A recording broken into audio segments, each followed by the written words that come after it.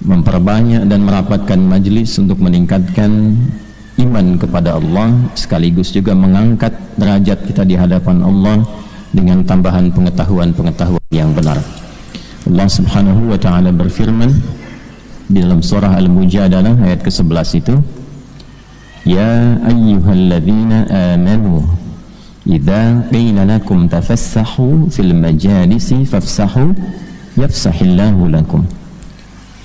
Hai orang-orang yang beriman. Nah, ini yang dipanggil imannya. Hai orang-orang yang telah menyatakan diri beriman pada Allah Subhanahu wa taala. Jika diinfokan pada kalian, mendapatkan informasi, di-share atau mintakan pada kita untuk melapangkan majelis, meluaskan. Tafsirnya bisa dua. Bisa setelah datang, padat, berikan kesempatan untuk orang mendapatkan bagiannya, duduk dan nyaman di tempat ia mendapati, di situ dia kemudian berhenti. Atau yang kedua di kekinian, mungkin majelisnya kan nggak semua orang datang secara offline, ada yang online, di-share supaya ilmu itu bisa meluas dan lapang orang menikmatinya.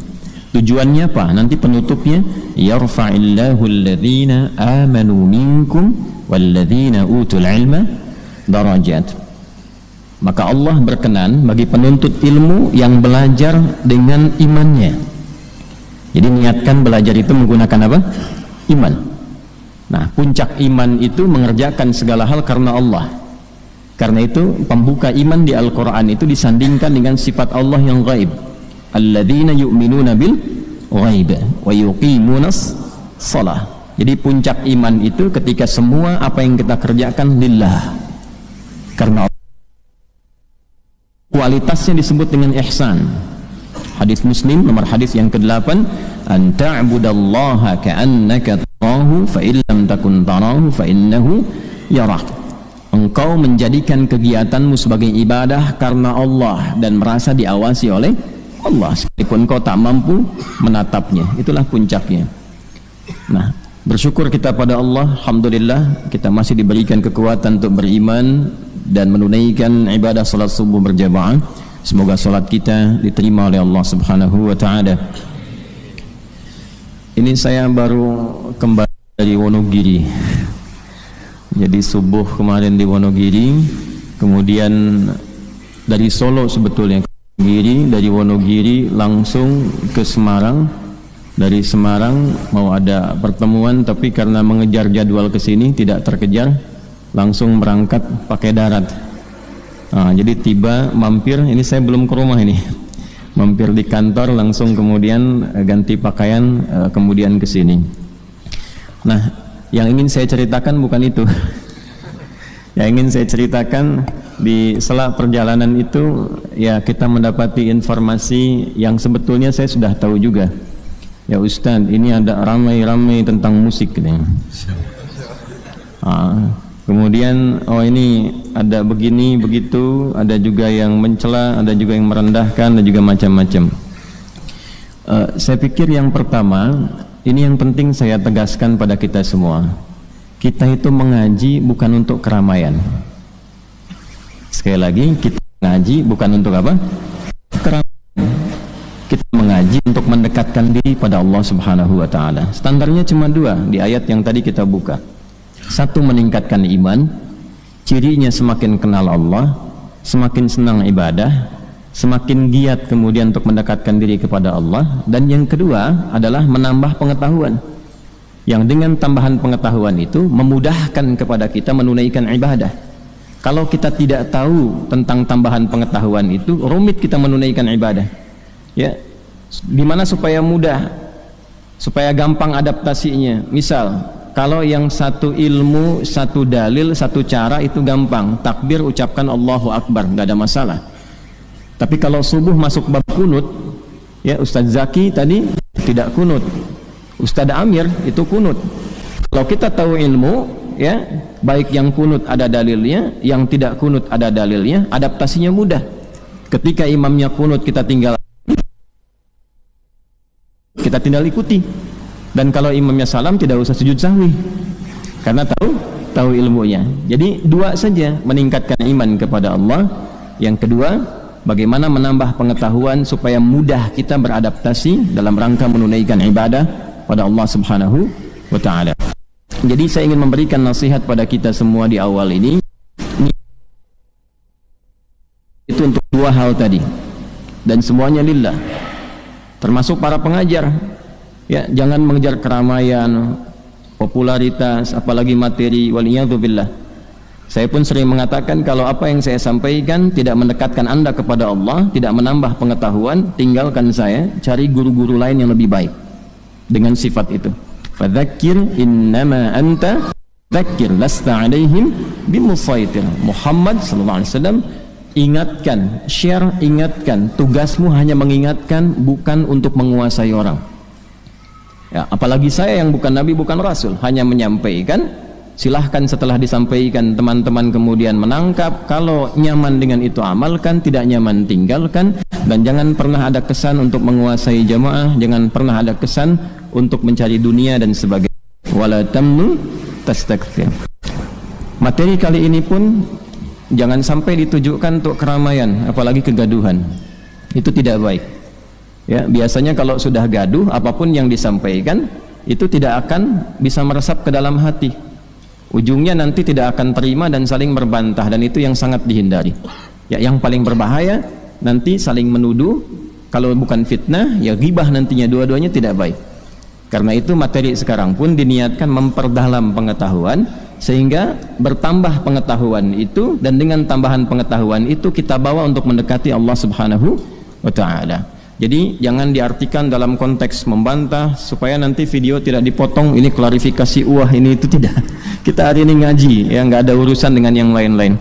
Dan tidak usah marah, saya pun tidak marah. Saya tidak marah, ya tidak usah marah. Dicela itu biasa, tidak apa-apa. Nanti kan semua bertanggung jawab di hadapan Allah. Saat pulang kepada Allah dihisab, saat dihisab ditampakkan semua, dibuka hatinya, dilihat perbuatannya. Kan semua kembali, itu aja. Jadi tidak usah terlalu capek dengan itu semua. Nikmati apa yang ada saja. Ya. Bismillahirrahmanirrahim. Baik, saya bagi kepada 3 bagian. Satu, ini ada kronologis supaya diketahui dengan baik. Yang kedua, kita ada beberapa yang kita urai tentang pengertian musik, pengertian syair, surat Asy-Syu'ara, dengan pemusik dan sebagainya, nanti kita urai. Nah, kemudian yang ketiga, kalau waktunya masih ada, kajian perdana ya Ustadz ya. Oh, jadi jam 2. Ya. Yang ketiga tentang hukum, hukumnya bagaimana dalam Al-Quran dan Sunnah. Ya, jadi kalau Allah, kalau Rasulnya seperti apa, dan jangan lupa memahami kalau Allah, kalau Rasul itu seperti apa, dan bagaimana cara memahaminya. Ya, itu 3 bagian yang kita coba akan hadirkan. Bagian pertama, itu kan ada cuplikan yang viral ya, kurang lebih 2 menit lah ya. Kemudian diambil sedikit. Nah, materi yang diambil itu ada di pengkajian Ramadan yang dilangsungkan di Universitas Muhammadiyah Jakarta, berlangsung dari 8 sampai 10 Ramadan. Itu di kisaran 18 sampai 20 Maret 2024. Jadi isi materi sesi 4. Bukan hanya saya, ada juga saudari Ustazah Oki Siana Dewi itu, ya, karena itu talk show sifatnya. Dan ini yang penting, jamaah yang datang itu bukan kalangan awam, bukan yang tidak tahu ilmu, tapi utusan dari setiap provinsi se-Indonesia. Di situ ada majelis tarjih yang bagian konstruksi hukum fikih, ada beberapa profesor, ada mubaligh, ada macam-macam dan sebagainya. Karena sifatnya pengkajian, bukan pengajian. Beda. Kalau pengajian ngaji, kita belajar ya dan seterusnya. Kalau pengkajian itu analisis, menganalisis, meneliti dan melahirkan satu kesimpulan. Baik, secara singkat dan padat saja karena kita bagi dengan cepat. Yang diambil di cuplik itu diantaranya ada satu pertanyaan tentang hukum musik. Sebetulnya ada satu pernyataan, ada satu pertanyaan. Pernyataannya dari moderator yang menyamakan Quran dengan musik, dan saya bantah tegas itu dengan dalil dan seterusnya. Yang kedua, yang ini yang penting, pertanyaan tentang musik, tentang hukum musik. Ya, nanti teman-teman bisa lihat tuh, klik aja di YouTube tuh gampang, pengkajian Ramadan UMJ, ya, nanti keluar tuh. Itu ada kurang lebih 2 jam di situ. Kemudian saya jawab dengan menyampaikan 2 hal. Pertama, ini standar kami. Saya menyampaikan sikap. sebelum menyampaikan hukum, sikap saya terhadap musik, karena saya ini senang Quran, cinta Quran, dan berharap menjadi bagian dari ahli Quran, maka posisi saya menjauhi musik karena saya tidak suka musik. Gelombang musik itu nggak sama dengan gelombang Quran. Itu poin saya. Itu sikap yang pertama saya sampaikan. Adapun terkait hukum, mesti jujur. Disampaikanlah bagaimana pandangan ulama tentang hukum itu. Walaupun kita punya sikap berbeda, hukum harus disampaikan. Antum mau kunut, boleh, tapi antum sampaikan dalil yang tidak kunut. Supaya nanti saat ada orang tidak kunut, antum mengerti. Anda tidak kunut, boleh, tapi ketika Anda tidak kunut pun harus disampaikan dalil yang kunut bagaimana, supaya tidak mencela ketika orang menunaikan kunut. Maka saya sampaikan kemudian pendapat-pendapat ulama terkait dengan hukum musik itu pada 3 aspek utama. Ada yang mengharamkan mutlak, ada yang menghalalkan mutlak, ada yang menghalalkan dengan catatan. Saya uraikan secara singkat karena waktunya terbatas. Yang mengharamkan ini dalilnya, ini turunannya. Yang membolehkan seperti ini, yang mutlak itu langsung saya tolak, ini abaikan saja. Yang membolehkan dengan catatan begini. Kemudian didialogkan, ya. Yang satu saya turunkan ini yang surat Luqman ayat 6. Kemudian sampailah pada titik surat Asy-Syu'ara. Saya sampaikan makna Asy-Syu'ara jamak dari kata syair, ya, syair itu artinya begini dan sebagainya. Nah, yang dicuplik itu yang itunya aja tuh. Ya. Syair pemusik, lalu disimpulkan dan dibuat sebuah framing. Ada surat musik di Quran, Ustadz ini menghalalkan musik. Nah, itulah yang terjadi. Nah, dan itu nanti bertanggung jawab di hadapan Allah Subhanahu wa Ta'ala. Kapan saya mengatakan saya menghalalkan musik? Dan sejak kapan saya mengatakan saya mengharamkan musik? Sikap saya jelas, saya menjauhi musik, saya tidak suka musik. Hanya pendapat ulama seperti ini. Jelas sampai sini? Nah, jadi kalau ada yang motong-motong, ada yang mencela dan sebagainya, itu semua bertanggung jawab di hadapan Allah. Dan tidak usah terlalu capek, jangan saling membantah, lelah nanti seperti itu. Habis waktunya, lupa anak belum mandi, ya, lupa kemudian kita harus menata yang lain-lain. Jelas sampai sini? Nah, silahkan tanyakan sama murid-murid saya yang ikut pengajian, yang khusus, ya, mereka tahu betul tentang bagaimana keadaan kami saat mengajar dan seterusnya. Nah, sekarang mari kita bahas inti persoalannya. Apa itu musik? Apa itu syair? Karena konon ada berita Ustadz Adi tidak bisa bedakan antara musik dan syair. Konon, ya. Nah, sekarang kita bedah dulu apa itu musik, apa itu syair, apa itu asy-syu'ara, ya kan? Bagaimana pandangan ulama di dalamnya dan seterusnya. Alhamdulillah khusus hari ini saya bawa cuma 2 kitab saja. Ya, ada banyak kitab terkait itu, tapi nanti repot dan keadaannya tidak kondusif. Baik, kita mulai. Pertama, saya akan izin berdiri untuk menguraikan supaya lebih mudah kita bisa pahami dengan baik. Bismillah. Alhamdulillah.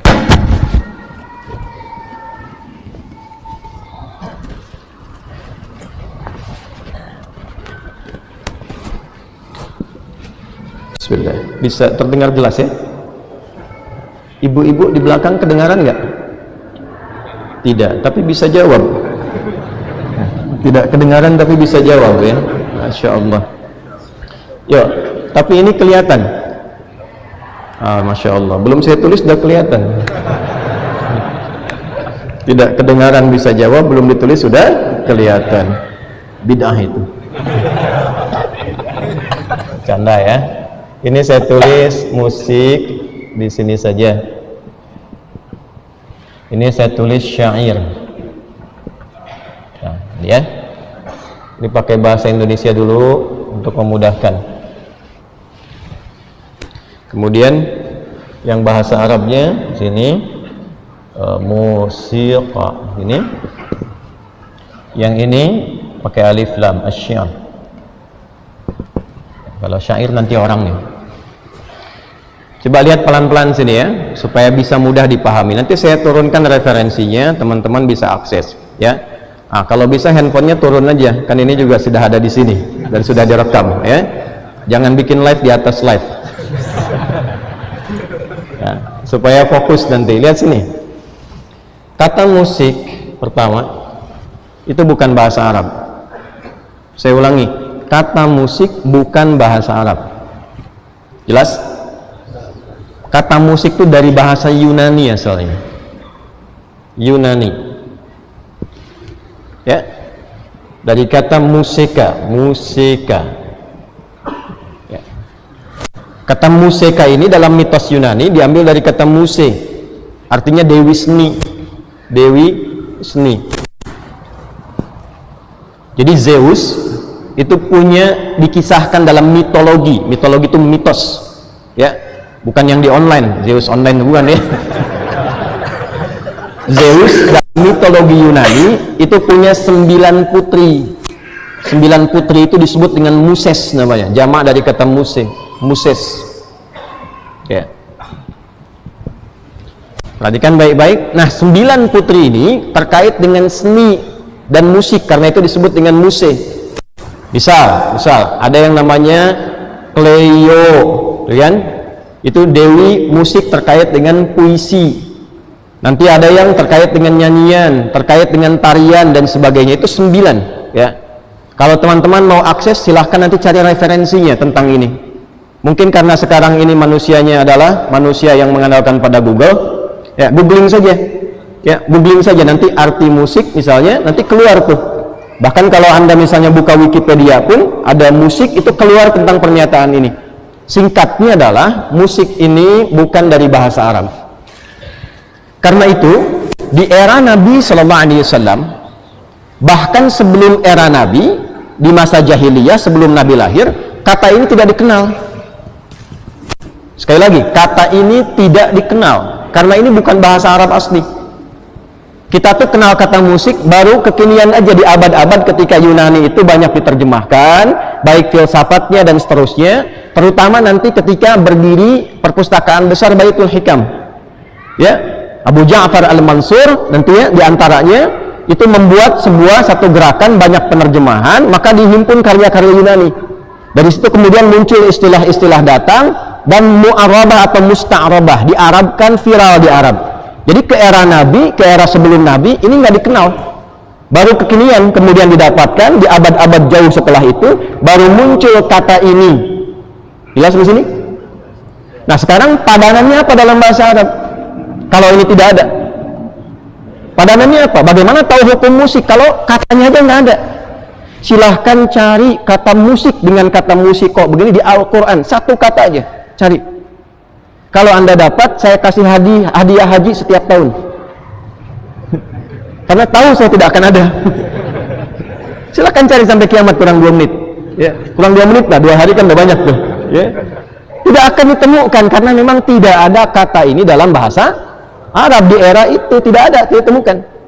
Cari dalam hadis, nggak akan ketemu, tidak akan ditemukan. Lalu apa padangan yang terkait dengan makna ini? Sehingga nanti dibawa ke dalam konstruksi hukum musik apa? Untuk menjawab itu kan mesti tahu apa yang dimaksud dengan musik, apa turunan definisinya, bagaimana kegiatannya, apa yang senafas dengan itu, kiasnya kemana, analoginya kemana, mana istilah yang serupa dengan ini, mesti dicari. Kalau tidak ada, nggak mungkin kita simpulkan hukum. Cara berpikirnya kan begitu, ya. Maka dicarilah kemudian oleh para ulama, ditemukanlah istilah yang senafas dengan ini, setidaknya punya 4-5 nama. Sejak zaman jahiliyah sebelum Nabi lahir sudah ada 5 nama ini, sampai kemudian di era Nabi mendapatkan komentar, pandangan baik langsung dari Nabi apapun terlebih dari Allah Subhanahu wa ta'ala dengan turunnya ayat-ayat dan surah khusus. 4-5 nama ini saya sebutkan satu-satu. Yang pertama al-hida, atau kadang disebut huda, gini, bisa pakai dhammah, bisa pakai kasrah. Nanti saya sebutkan sejarahnya, saya sebutkan kitabnya, saya sebutkan turunannya. 2, al-ghina, ghina. 3, ini puncaknya, asy-syi'r.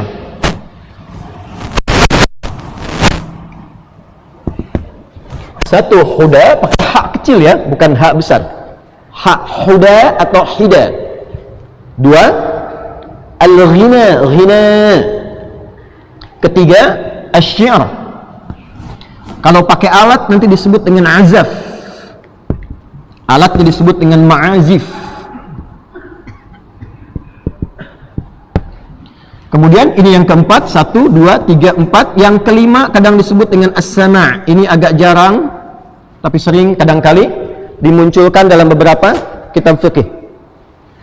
Al-huda atau hida, 1. Al-ghina, 2. Asy-syi'r, ini puncaknya, 3. Yang keempat kalau pakai alat, azaf, alatnya disebut ma'azif. Dan yang kelima as-sama'. Jelas sampai sini? Jelas. Jadi kata ini tidak ada, kata musik ini. Yang ada tuh 5 ini.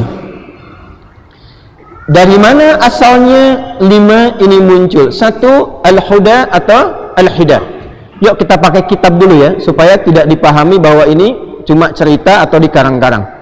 Di antara kitab yang paling populer tentang hida atau huda, rujukan para ulama sampai sekarang ya, termasuk juga para ahli-ahli sejarah dan syair. Itu nama kitabnya Mirwajuz Dhahab, karya Al-Mas'udi, Ali Al-Mas'udi. Mirwajuz Dhahab, ya. Karya Al-Mas'udi. Kurang lebih 1850-an halaman. Saya ada kitabnya. Ya, dibagi pada 3 sampai 4 jilid. Yuk kita mulai ya. Hida atau huda asalnya bermula dari datuk atau kakek buyut Nabi SAW yang bernama Mudar. Siapa namanya? Mudar. Jadi kalau kita tarik ke atas, Muhammad SAW bin Abdullah bin Abdul Muttalib bin Hashim bin Abdul Manaf bin Qusay bin Murrah bin Kilab. Ada yang menyebut bin Kilab dulu baru kemudian Murrah ya, bin Murrah bin Kilab. Muhammad SAW diulangi, bin Abdullah bin Abdul Muttalib bin Hashim bin Abdul Manaf bin Qusay bin Murrah bin Kilab bin Ka'ab bin Ghalib bin Hir bin Malik bin Nadar bin Kinana bin Khuzaimah bin Mudrikah bin Ilyas bin Nizar bin Mudar. Ke-18. Coba ulangi ya. Jadi ini datuk kakek Nabi yang ke atas ke-18. Jadi kalau diurut ke ayah berarti kurangi 1, ke-17 berarti. Nah, Mudar ini keterangan ahli sejarah yang mencatat ya, dan tersambung sampai ke atas. Nanti mereka punya rekam yang diceritakan dari masa ke masa, lalu nanti pada era tulisan dituliskan. Mudar ini diantara tokoh sosok yang terkenal suaranya sangat bagus dan indah. Satu kali beliau naik atas untanya, lalu jatuh dari unta itu, tangannya cedera, patah ya. Saat itulah beliau minta tolong pada orang sekitarannya yang sedang berada di dekat-dekatnya, dan dengan unta mereka minta tolongnya begini, wa yadah, katanya kan, wa itu digunakan untuk meminta tolong. Ada huruf panggilan nida itu 14 dalam bahasa Arab, ada 14 jenis ya, ada a, ada ya, ada aya, dan diantaranya ada wa. Wa itu khusus untuk minta tolong. Wa yadah gitu kan ya, tolong tanganku patah, tolong tanganku patah. Menariknya, karena suaranya bagus, orang tidak fokus dengan cederanya, tapi fokus dengan suaranya. Yang saking bagusnya, jangankan orangnya, unta-unta sekitaran pada datang berkumpul. Wa yadah, katanya kan, tolong tanganku, gitu kan? Ada iramanya, maka datanglah orang-orang ke situ, fokus kepada suaranya. Nih suara enak banget katanya. Jadi bukan fokus kepada cederanya. Maka dari situlah viral katanya itu wa yadah, ditirulah itu dengan senandung-senandung tertentu, awalnya dikhususkan untuk mengarahkan unta. Ya, karena ketika unta dengar itu makin semangat, makin cepat, makin jalan dan seterusnya. Maka dimodifikasi oleh sebagian orang, ketemulah kemudian irama-irama iqa' dalam bahasa Arab itu. Sampai muncul formulanya. Dari situ formula ini digunakan untuk mengarahkan hewan. Senandung nyanyian yang diarahkan untuk bisa mengarahkan hewan itu dalam bahasa Arab disebut dengan hidaun atau hudaun. Ini asalnya. Ini versi 1 ini itu untuk mengarahkan hewan. Dari situ menyebar ke masyarakat luas, kan cepat viral dulu walaupun belum ada Google dan seterusnya. Menyebar cukup banyak, lalu banyak modifikasi. Ya, jadi bentuk simulasi, jadi notasi-notasi yang kalau sekarang disebutnya dengan notasi lah, ya, notasi irama. Nah, Mereka bentuk jadi nyanyian umum yang tadinya untuk hewan dibikinlah jadi umum. Bisa untuk orang, bisa untuk menggambarkan ilustrasi sekitaran dan sebagainya. Maka ketika bentuknya dirubah dari untuk hewan saja menjadi senandung umum, itu disebut dengan ghina. Apa namanya? Ghina. Ini yang kita sebut dengan lagu nyanyian sekarang. Terjemahkan dengan lagu nyanyian. Ghinaun. Jelas? Oke, 2. Dari situ, dari senandung itu, kemudian lebih spesifik. Sampai itu ada orang yang khusus untuk bisa memeriksa ini polanya benar atau tidak, untuk menunjukkan bahwa ini yang marak di masyarakat kami ini sastranya seperti ini. Kalau keluar dari sini itu tidak disebut dengan bagian dari komunitas masyarakat kami. Maka Allah Az-Zibyani, dia yang mengoreksi. Kalau pengen bikin lirik seperti ini, kalau pengen bikin ghina, formulanya begini. Formula itulah yang kelak kemudian dikenal dengan nama bahar. Bahar. Ya. Ba, ha, ra. Nih, bahrun. Bahar. Jamaknya bukhur. Pakai ha, ba, ha, waw, ra. Bukhurun. Saya pelankan. Ada 16 jenis bahar pada waktu itu. Ada berapa? 16 formula, 16 jenis, ya. Sittata asyar bahran. Contoh. Satu, ada yang namanya bahar tawil. Formulanya tawil. Ya, disebut tawil karena formulasinya panjang. Tawilun lahu dunal bukhuri fadailu fa'ulun mafa'ilun fa'ulun mafa'ilu.